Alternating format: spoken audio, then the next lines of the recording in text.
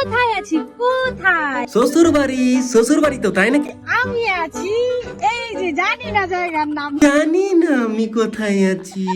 জানোই না যখন তো বলছো কেন কোথায় আছি কোথায় আছি? বলছি তো তোমার শ্বশুর বাড়িতে। আর আজকে আমরা অনেক দিন পর ভিডিও করতে আসলাম। অনেকদিন পর ভিডিও করে না, মানে মিথ্যা কথা, মানুষকে মিথ্যা বলা হচ্ছে। মিথ্যা কথা বলবে না। এখন ভিডিও দেখতে পাবে আমি প্রবলেম থেকে মুক্ত হয়ে গেছি। কি বললে বৌদি? তুমি প্রবলেমে ছিলে?